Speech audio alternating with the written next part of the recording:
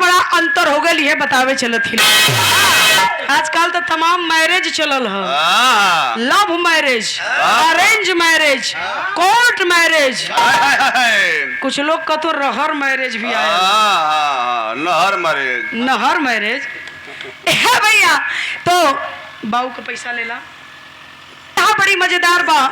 हमरे भैया एक फरमाइश कैलन, आप बैठल नहीं, आप जाइए मत, हम तो कब की आगे आ जाती तो अच्छा रहत। आई आप आगे आ जाई, बड़ा सौभाग्य बा। जब विराह को कोई फरमाइश करेला तब छतिया फूल के एकदम छाता हो जाले, एकदम मनोरंजन करे बदयाल हो या कोई रोवे ना आयल। तो मनोरंजन आप लोग लीजिएगा, इंटरटेनमेंट आजकल बड़ा जरूरी हो। तमाम बीमारी चलल ही, सबकर बीमारी का एक इलाज हो हंसना।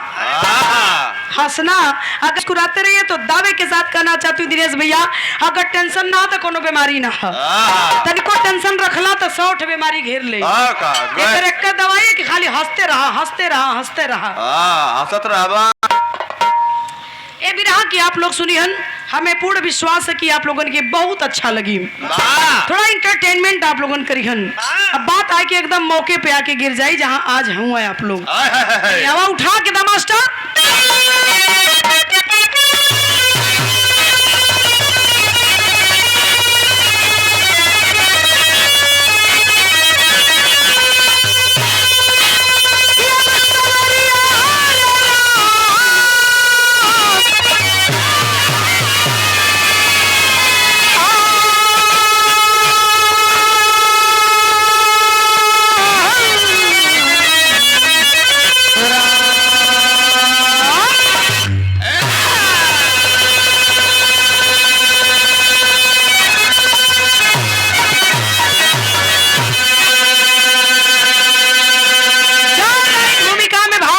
साहब उठा के दा।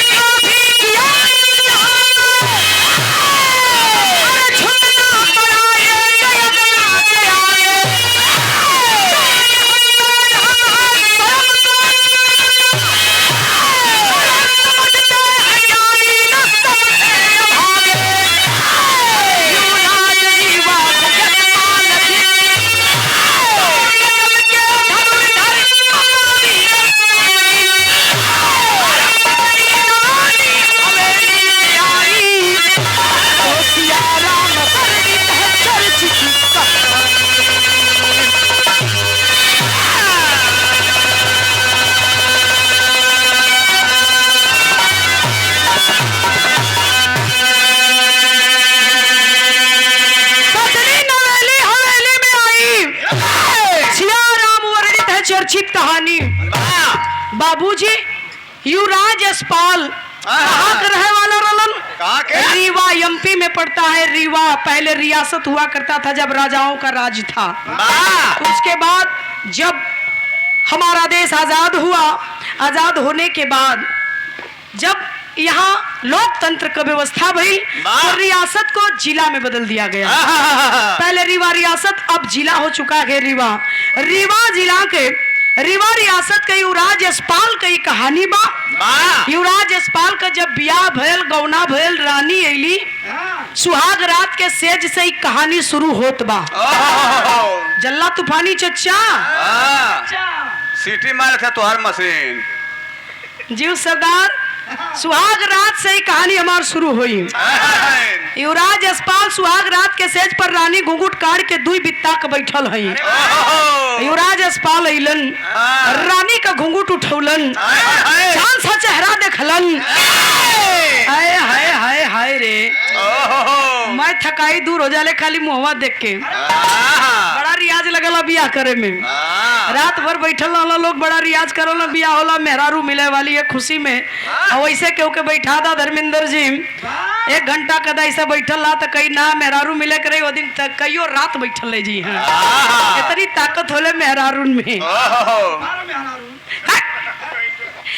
लाइन गजल लगी बिरहा बड़ी मिजाज वाली है, सुनी है आप लोग।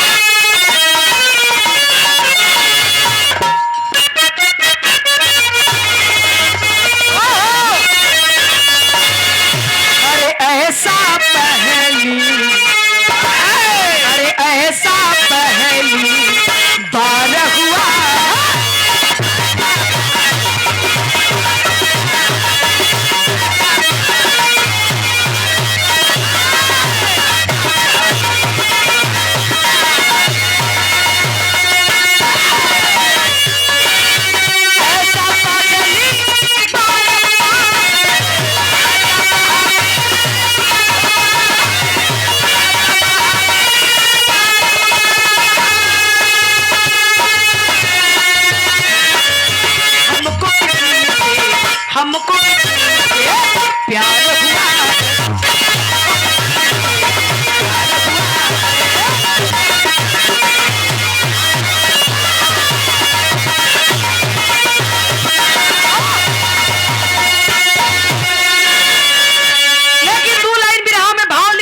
तनी हई देखे का लिखल गया।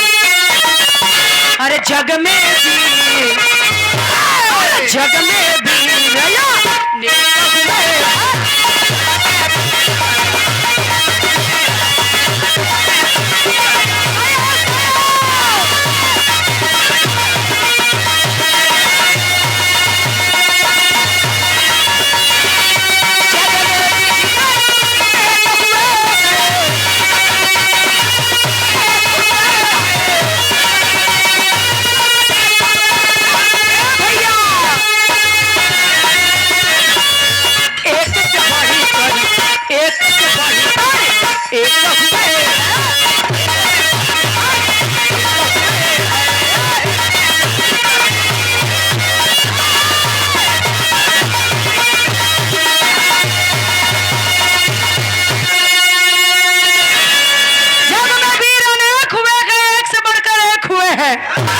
धरती वसुधाई वसुंधरा कब वीरन से खाली ना रहे। कहानी हमार शुरू हो गई। युवराज यशपाल रानी के लगे पहुंचल हुआ सुहाग रात के सेज पर घुघुट उठौले हुआ। कहलन राजा कहत का हुआ रानी से कहानी शुरू है।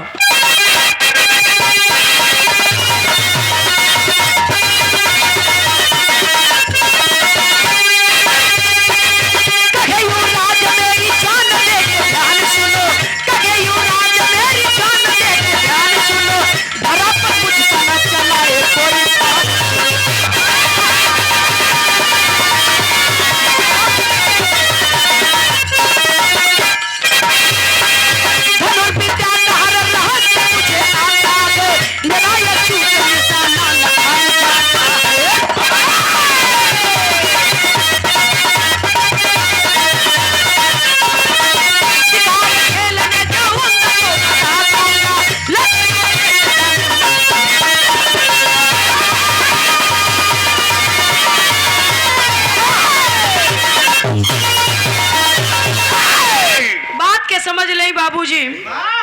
युवराज यशपाल रानी से कला है रानी तोर बिया कोनो ऐरू गैरू नथु खैरू से ना भयल है। रानी कली कैसे बोला कला बड़का वीर से तोर बिया भयल है। बहुत बड़ा वीर हैला बहादुर हैला।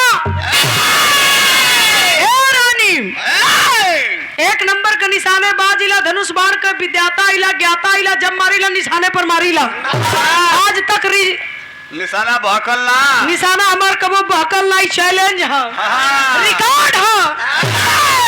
रानी कली आधी रतिया बीत गई है। राजा अपन बड़ाई झोकत हुआ आधी है बाकी आज हो सुहाग रतिया कहाँ निशाना लगाओ थे दो गलवा कुल रतिया जियान हो जाए चाहत। जिंदगी का पहली रात बा हमरे राजा ही चाहत का हुआ। धीरे से रानी कहली देखा मेहरारू बड़ी लजाधुर होली तूफानी। रविंदर भैया मेहरारू कुल बड़ी लजाधुर होली। कौनो काम करली तो लजाए लजाए लजाए लजा जैसे तूफानी वो करेली लजा के है मेहरारू कौनो काम करे जल्ला ये देखा कुल पर्दा अंदर करेली। जल्ला मेहरारू बड़ी लजादुर होली। धीरे से रानी वे घुघुटुए में से कली ए राजा ए राजा ए राजा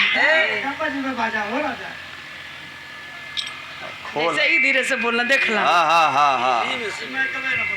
मैं कवे ना बोलो तो इनकर हम कहा बताई बेचारू बड़ा परेशान हूँ। जना था कि ये रानी है। हाँ ये रानी है राजा का अपन मुंह ना देख तुम। ए भैया रानी कली राजा आधी रात बीत गई ला दिए बाकी बा और आज हमन का पहली रात बा। धीरे से रानी जब कली राजा कलो मैं तो भूल ही गया। दोनों प्राणी अपन सुहाग रात मनौलन हो गए सवेर। अबे रानी सुतल रही तले राजा आए गिला धनुष बाण लेके तैयार होके शिकार पर जाएगी। कला रानी उठावा मारब। हाँ हो कलन उठावा मारब। रानी कले की अब्बर रतिया बीतल है तबले ही रजवा फिर आई गयल मने मने कुसियात है। कली क्या कहाँ मरवा हो ले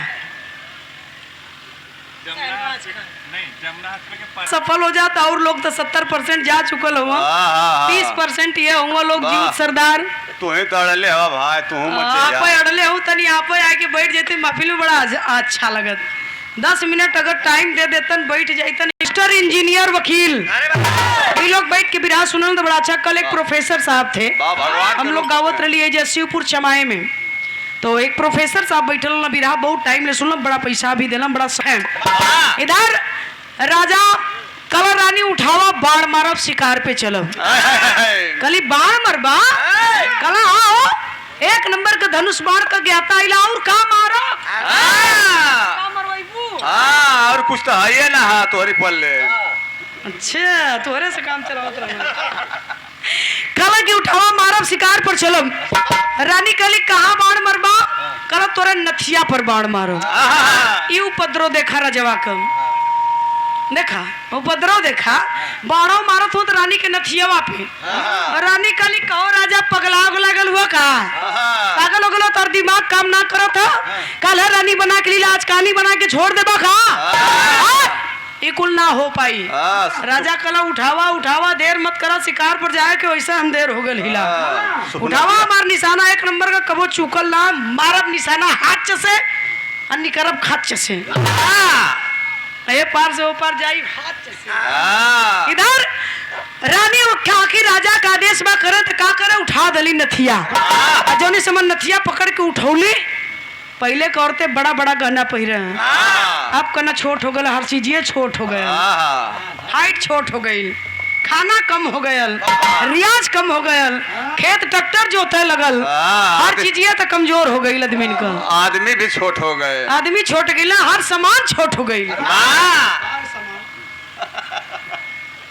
रविंदर भैया पहले के आदमी मती अब कहाँ कोई का कुछ सही बात रह गए, वो खुराक ना है। खैर उधर हम ना जाए चाहते, इधर आवा, इधर रानी उठौली नथिया पकड़ के अजौनी समय राजा खींच के तरकस से बाढ़ चला लेना, बाढ़ चला के राजा कहा हो कोई धरती पर हमारा जैसा देख लो, अब जा थिला हम हटा रास्ता छोड़ दा। रानी पकड़ के करेजा बैठ गेली, कली दो गलवा मरलस तो जरूर, लेकिन अगर निशाना है तनिको बहकत हमार जीलवे गायब हो जाते थे, सुपनखिया बना दे हम तो एकदम तानी बना के छोड़ देता, सुपनखा बना के छोड़ देता। खैर जाएगा एक दिन का बात रहा, मरला मार के गईला बिहान पंचो राजा फिर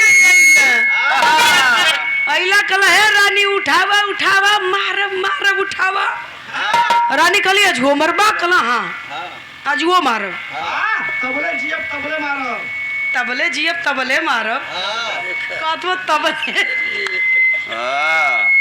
बारे तूफानी चचा है, सीटी न दे भैया, सीटियां दे तो दिमाग खराब ये ढेर बढ़ गला ना। ओके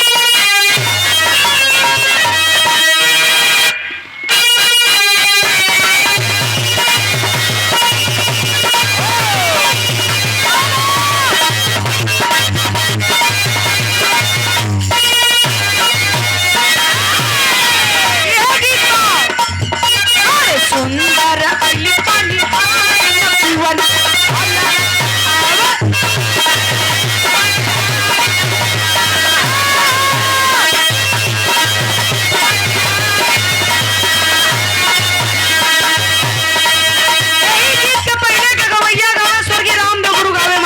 बाबा का अरे हम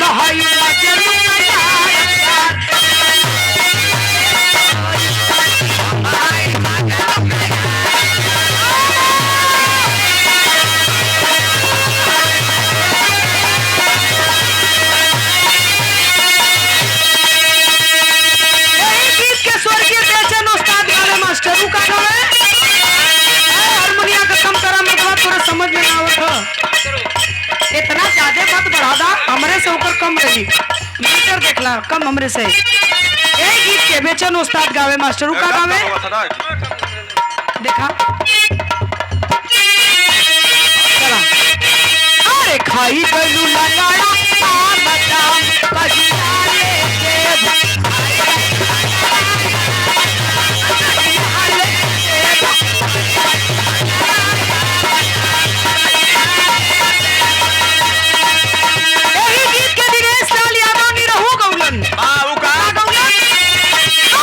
तारू के तनन के जान हो,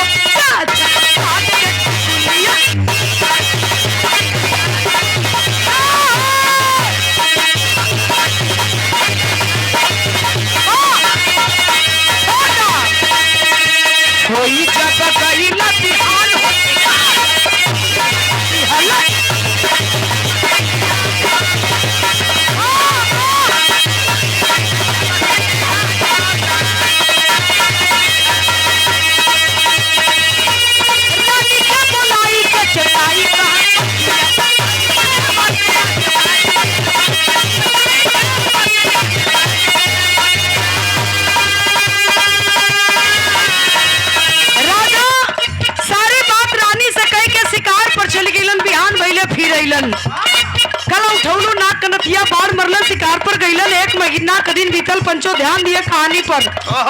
1 महीना तक युवराज यशपाल लगातार रानी के नाक के नथिया पर बाढ़ मारा शिकार पर जाए। अरे कइली रानी सोचे नथिया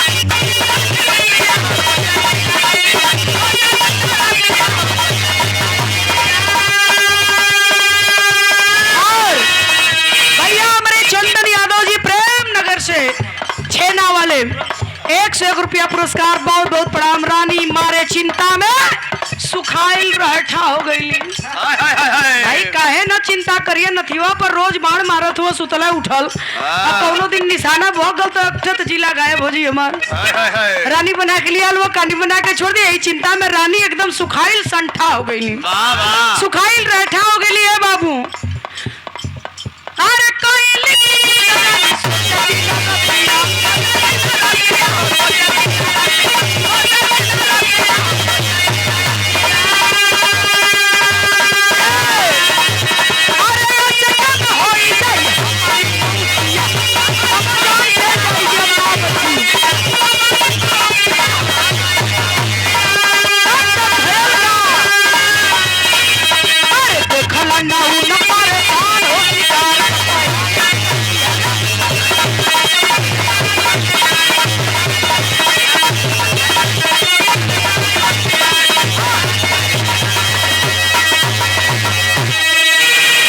समझला रानी सुखा के संठा हो गई। 1 महीना में जौन रानी के डोली में से उतरले नाउन ठकुराइन आई ले रानी के लगे हाल चाल करे बदे महल में।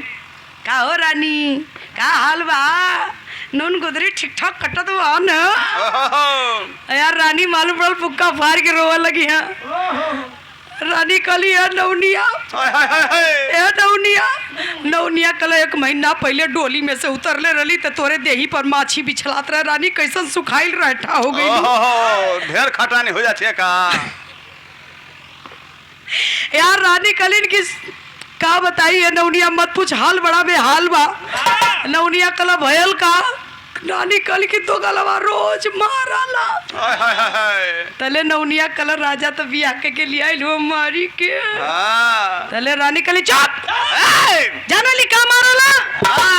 नौनिया सटपटा गिल का कनी नथिवा उठवा के दोकलवाई पे बाण माराला। बाण कौनो दिने निशाने बहक जाई हमार जिला गायब हो जी, हमार जिंदगी चल जाई। जान बचाओ हमार कैसो हम यहाँ मरे बदे आलीला की जिंदगी जी आलीला आफत पे जिंदगी परल बा। ई रजवा पागल हो गल हम जल्ले तो बियाना कैले होई। यार नौनिया कले रानी समस्या तो बड़ी विकट बा, बड़ी विकट समस्या तो और जिंदगी चल जाई। अच्छा रानी का चाह तू करी मार जान बचा देती, जवन कहती मोहर मुद्रा तोके दे दे। अरे रानी ऐला का कमी बा, महल में कुछ दे दे, मुख खोल के ले का ले भी। कोनो उपाय बताओ। देखा बड़ी बुद्धि होले ना उन ठकुरा इनके नाऊ के। पंछिन में कौआ मनइन में नौआ जल्ला। पंछिन में कौआ मनइन में नौआ। बड़ी चतुर जात है, बड़ी चतुर जाते लोग के बड़ी बुद्धि होले। नौनिया कला खर्चा वर्चा करबू तो उपाय बता दे, जिंदगी बच जाई। बड़ा सांप भी मर जाई, लाठी भी न टूटी, कौन बच जाई, बतिया रह जाई। अच्छा ये बतावा रानी, बाण मार के राजा कुछ कहबो करला? रानी कली बाण मार के दो गलवा कला हो कोई ये धरती पर हमरे जैसन वीर। नौनिया कला बॉस बॉस बॉस तेरी लगवा।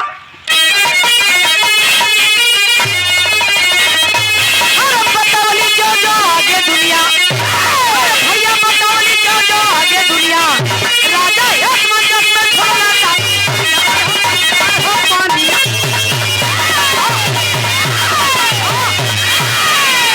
बतावली जो आगे दुनिया राजा या समंजस में छोड़ना दाना पनिया। ए भैया हो ही देखा नाउन कलश की है रानी। जब राजा बाण मार के कहे धरती पर हमरे जैसन कोई वीर हो, खाली इतना कह दिया रानी। राजा समझदार हुए तो इशारा समझ जी हैं। कल का कह के रानी नौनिया कलश बस इतना कह दिया कि धरती ये वसुधा बीरन से खाली ना अगर राजा समझदार हुए तो इशारा समझ जाइए वाह नौनिया कह के मोहर मुद्रा का ठियोलस प्रकाश भी लेके चल गई इधर आइला पैसा ले लो जी वाह इधर कहाँ रहो तेरी की बात आगे दुनिया राजा असमंजस में छोड़ने दाना पनिया अइला राजा बिहान भइले जब रानी कला उठावा नथिया बाढ़ मारब शिकार पर चलो बाढ़ मार के रोज कहरकल माने परकल कैसे कला हो कोई ये धरती पर हमरे जैसन वीर रानी दवा तक आया ना हो कहाँ कुटाई आवत है अब कई के राजा जो उन्हीं समय पटैला रानी तुरंत जवाब दिली खबरदार राजा धरती वसुधा बीरन से खाली नहा एक से बड़े एक वीर धरती पर हुआ तो ही बड़का वीर ना हुआ लग गई राजा के बात रानी के करजवा में तीर की तरह कैलन का राजा चौकड़ा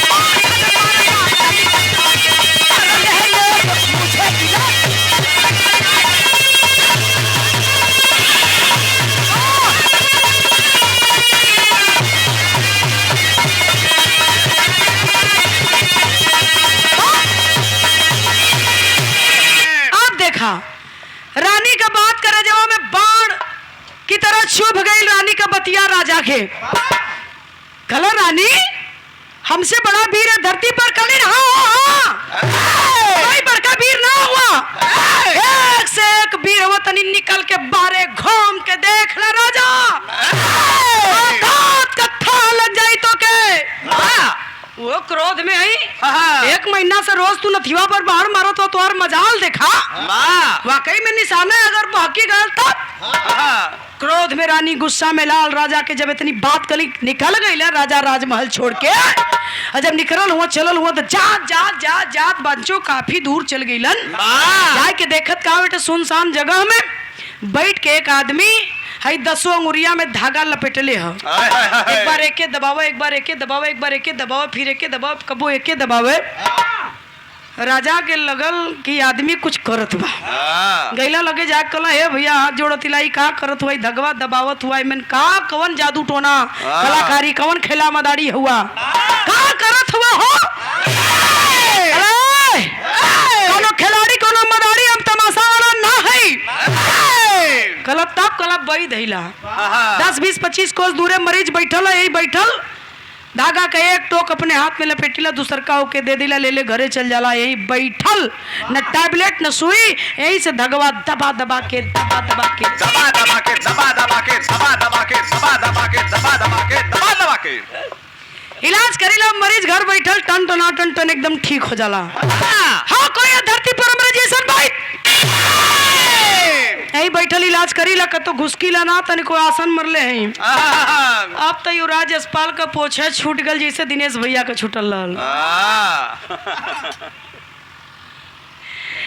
वाह कलाकार तो ये हुआ अमन के बड़ा घमंड बा आप पे घमंड काहे है जानत हुआ हमारा खड़ा न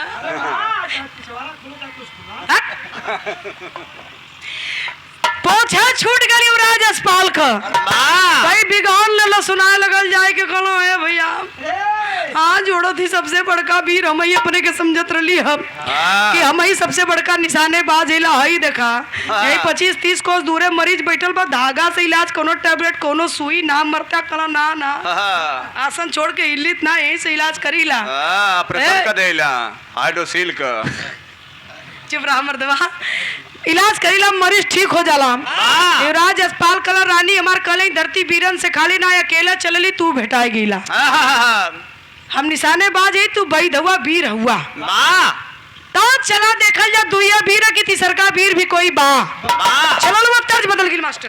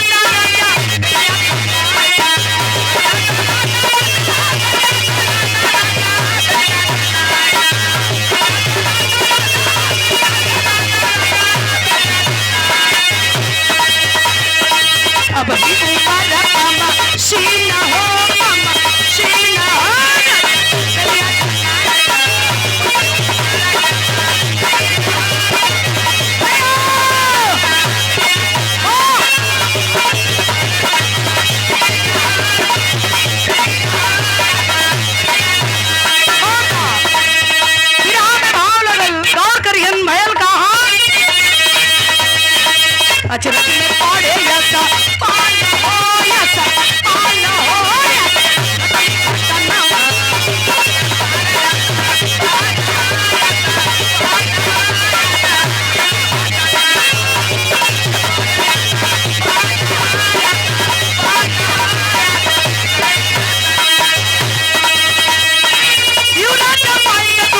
जली है सोच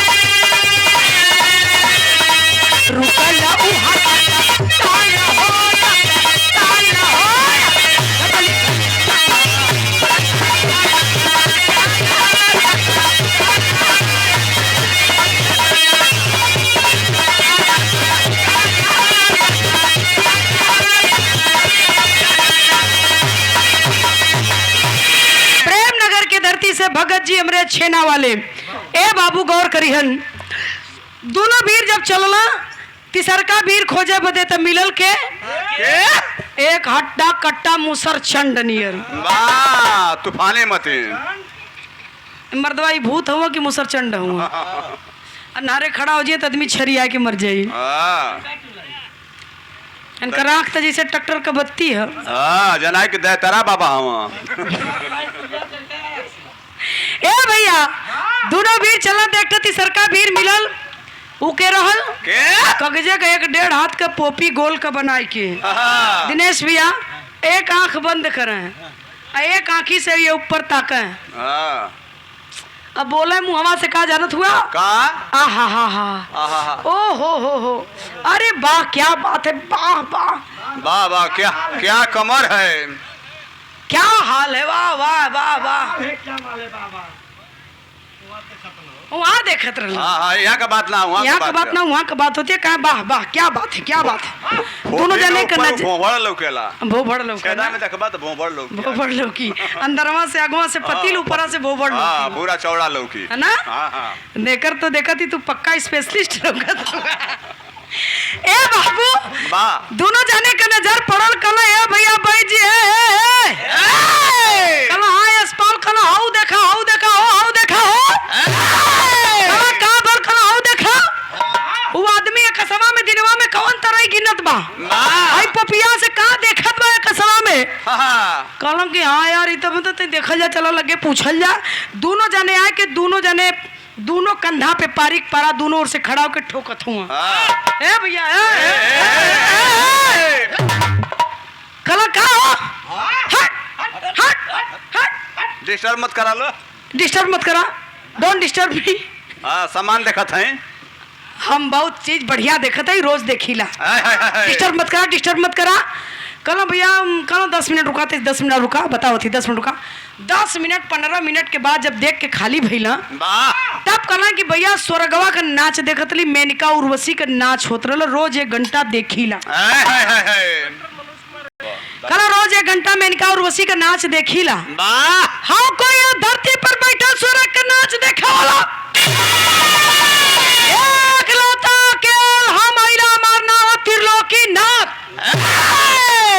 कला तू त्रिलोकी नाथ हुआ चाहे 8 लोकी नाथ हुआ हमसे ओसे मतलब नाही बा रानी कल है कि धरती वीरन से खाली नाही बा अकेला चलली वैद्य जी बेला भेटा गेला 30-25 किलोमीटर 25 कोस 30 कोस दूरे का मरीज धागा से इलाज करे वाला तू भेटा गेला आगे अली तो धरती पर बैठा सोरक का नाच देखा वाला रकर मतलब कि रानी हमार सही है सही कहली सही रानी कहती चला देखल जा चौथा वीर भी कोई बा कि हमन तिनिये वीर हिलाए धरती पर विराह के आखिरी तर्ज लगल मास्टर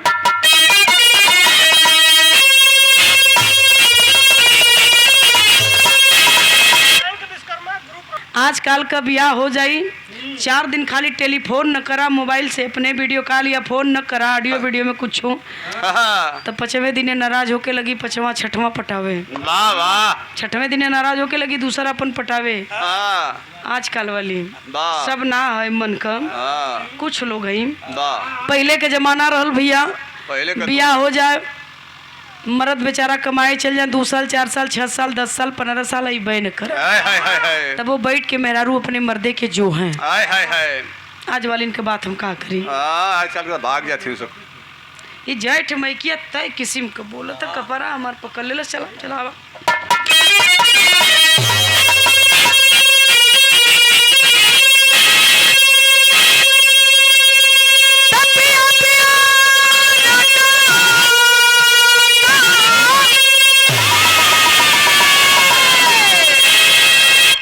तोरो तो जैसे जना तो भों भों करता ऊपर करा ला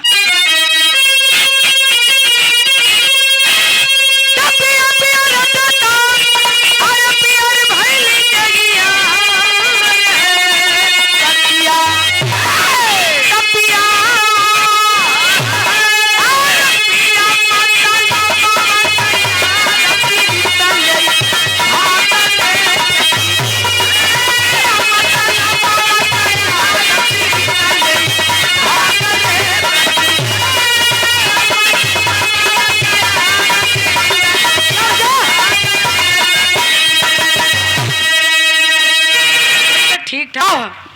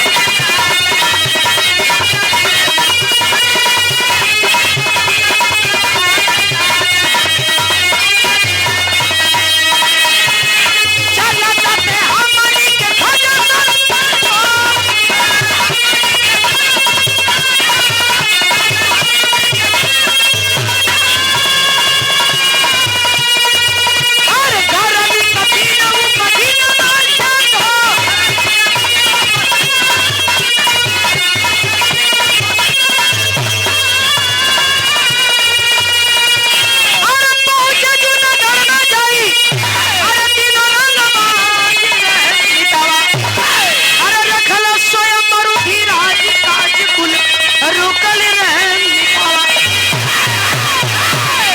बात के समझ ले।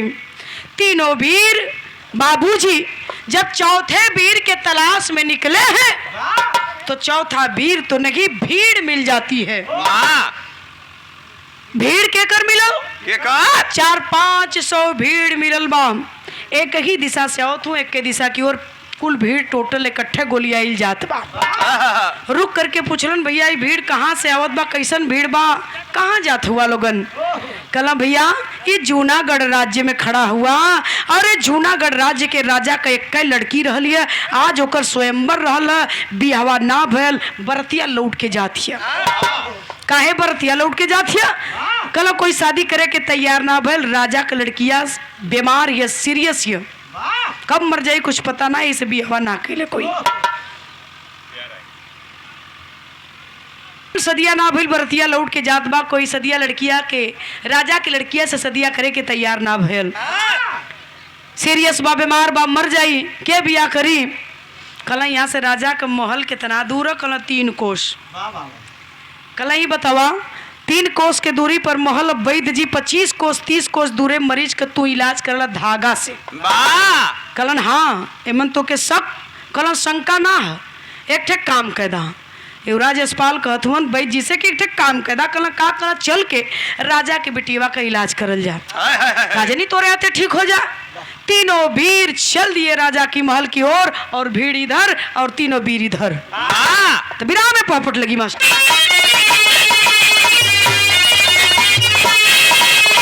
चिंतित रानी, अरे चिंतित रानी बिटिया गले, अरे लगाई राजा सोचले, अरे लगा ताकि बिगड़ी मोटी राजा सोचले।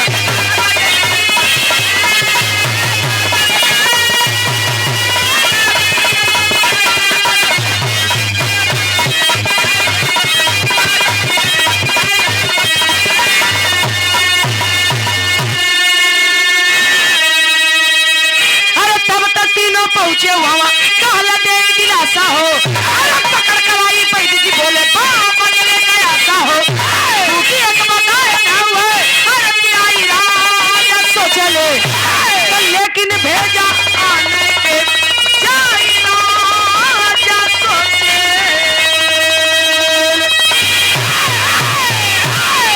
गौर करेंगे बाबूजी। तीनों भी राजा के महल में पहुंचला। राजा के लड़की पलंगरी पर सुतावल बा, धमरी पड़ल बा। राजा जूनागढ़ के राजा पूछ रहे हैं कि आखिरकार तीनों लोग हमारे महल में क्या परिचय है, आप लोग का कौन है, परिचय बताइए। कलन युवराज यशपाल हिला, रीवा रियासत का राजा, 1 नंबर का धनुष बाण का ज्ञाता हिला। ही हुआ त्रिलोकी नाथ धरती पर बैठे सोरख का नाच देखा ना राजा साहब। ये वह वैद्य जी 25-30 कोस दूर मरीज के धागा द्वारा इलाज करलन। बैठ जा बेटा बैठ जा। बाबूजी गौर करेंगे। पूछत हुआ राजा कि आखिरकार यहाँ त्रिलोकी नाथ का जरूरत ना, युवराज यशपाल का वैद्य जी का जरूरत हमके बा।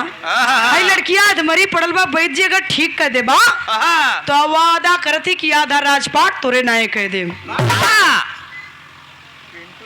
अब देखें बाबूजी पकड़ लिए कलाई वैद्य जी राजा की बेटी का।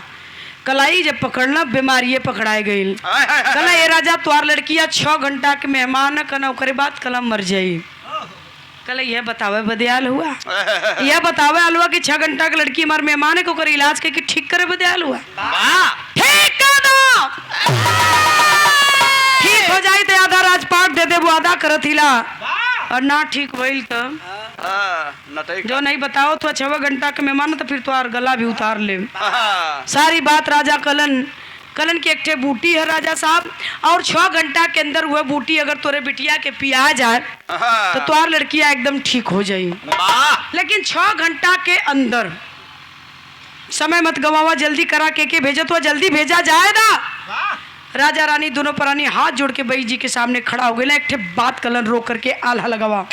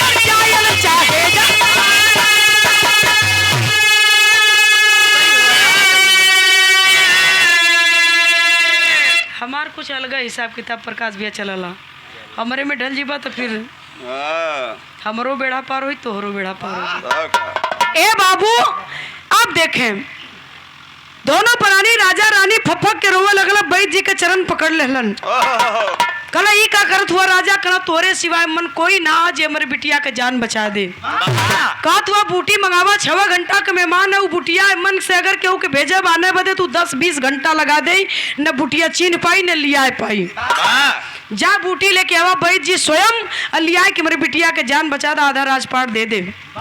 चल दिए बैद जी बूटी लाने के लिए 5 घंटा 5.5 घंटा बीत गल अबे न कैल। हाँ, 6वें घंटा में घड़ी के सुई प्रवेश कह गई। राजा रानी दोनों प्राणी चिंतित हो गई कि आखिरकार उम्मीद के आखिरी किरण हो लगत डूब जाई। हाँ, बैद जी गईला इलन कहे ना युवराज अस्पाल कला है त्रिलोकी चच्चा कला का कला तनी पोपी निकारा जौने से स्वर्गवा का नचिया देखत रहला हाँ, कला का करब मर्दवा ओके निकाल के हम या गांव सड़क ना देखे राजा के महल में कला हाँ, तेरे बड़ी पोपी का सूरत। कमाल दिखावा। स्वर्ग का नाच बहुत देखला आज बिटिया के राजा के जान बचावे के है। हाय हाय हाय, कला कैसे कला वही पोपिया से पता लगावा कि वैद्य जी कहाँ हुए अबहिन अइलन कहे ना वाह, वाह त्रिलोकी नाथ कलन की बा हो युवराज अस्पाल गजब दिमाग त लगौला हाँ, करला पोपी निकाल के अपन एक आंख बंद कैलन या, एक आंखी पे लगौलन दिनेश भैया हाँ, एक आंखी बंद कैलन ऐसे हाँ, ऐसे बंद कैलन अब बंद कई के दूसर की आंखी पे लगाओ तो देखा कैसे देखा ध्यान दिया हाँ, ढूंढा था वहाँ के यार देखा था हेयर ना बैठल पैदा कर बहन सियो दू कौन हुआ आ गेला ये बैठल है सारे हाँ, कहाँ हुआ तबावत का ना कल गांव के गोड़े जन बरगद का विशाल पेड़ हो वही पेड़ के नीचे बैठ के छहात सुस्तात हुआ पुरवा का झोंका मारो तो भाई जी तो सुती गई कला पुरवा झोंका तो भाई जी तो सुती गई खिया लग गई बात थक गल हुआ कला अब का भयल कला मत पूछा अब तो अनर्थ हो वाला कला अब का हो वाला जल्दी बतावा वही पोपिया में से सारा नजारा त्रिलोकी नाथ देखत हो कला अरे भैया अरे अरे अरे कला अरे अरे करबा की बताइबो खरबा हाँ, जल्दी कला करा। करियवा नाग निकलल बा जड़ी में से बरगद के हाय हाय हाय, अब बैद जी के कपारे पर फन खाड़ के फुफकारत बा हाँ, हाँ, बाहर करियो नाग, ऐसे करता रविंदर भैया हाँ, वाह, कला का कर गए बैद जी के डसले बैद जी का कमात खत्म हो जाए हाँ, कला त्रिलोकी चचा हे, कला बोला बच्चा कला अगर यही पपिया में से कुल लौका था हाँ, कला आओ एकदम पूरा पूरा साफ साफ लौका था हाँ, कला हटावा मुड़ी हाँ, दिखावा हमके, कला मुड़ी हटावा हम एकदम निशाने पर लगाए के छोड़ दा कला क्या करबा कला पपिया में से बाण मारब कला पपिया में से बाण मरबे करत का बका वो बूटी आना गेले अपन कला दिखाओ तो तू पोपी में से देखत हुआ पता लगाओ तू अपन कला दिखाओ तू एक क्या मैया नारी रौका थैला हम हो के मौका मिलल अपन कला दिखावा दा कला हटावा मुड़ी निशाने पर पोपी लगा के मुड़ी अपन हटाला हाँ, खींच लो तरकस से बाड़ी युवराज अस्पाल खैलन का आखिरी भाव हो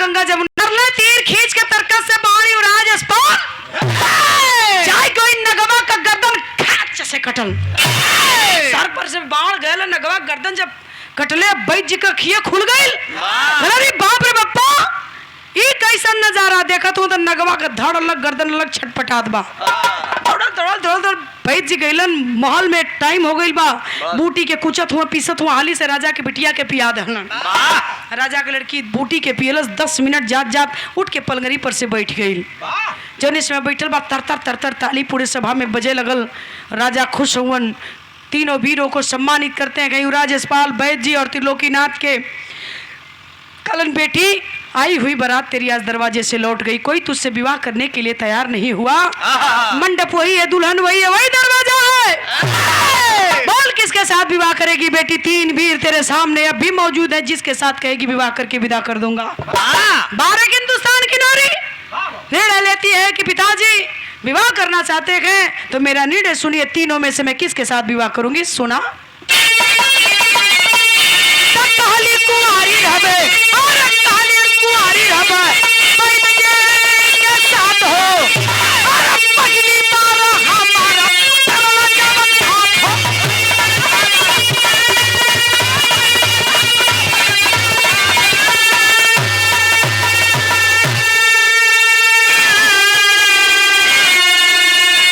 भाई है मांगे से दौड़ पैरा मेरा लाल चोरिया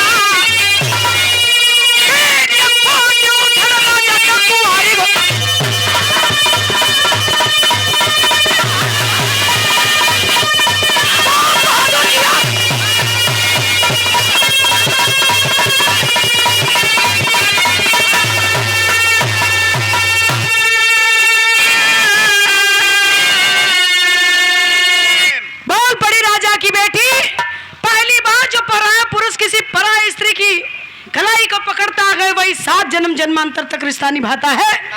मेरी कलाई को पहली बार बैद जी ने पकड़ा है पिताजी, इस नाते मैं बैद जी से विवाह करना चाहती हूँ।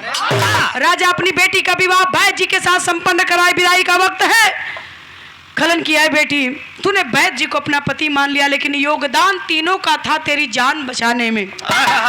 बैद जी बूटी न लाते, अगर वैद्य जी को सर्प डस लिया होता तो वैद्य जी मर गए होते, और उस सर्प को अगर त्रिलोकीनाथ यहाँ से पता न लगाते थे, युवराज यशपाल बाढ़ न चला पाते, तो तीनों का योगदान था। बोल, तूने वैद्य जी को तो पति बनाया, लेकिन इन दोनों से तेरा क्या रिश्ता है? क्या कहले ला?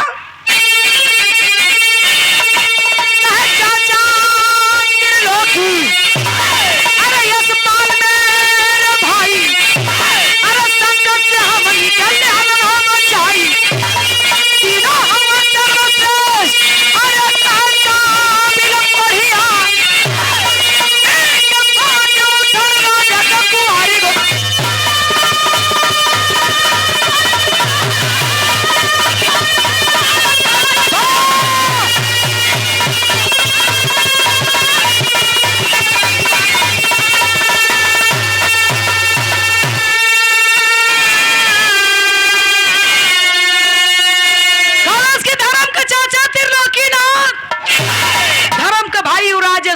वैद्य जी हमार पति, कोई शक कोई डाउट? नो डाउट। का परिचय ये अब पहले का शादी, आजकल के शादी से पहले शादी से इतना अंतर हो गया। तो कहानी खत्म, खानदान का परिचय। आई गुरु बिहारी गुरु रमन ऐसे थे इसी वतन में, अरे श्यामा सीता राम भारत जी विश्व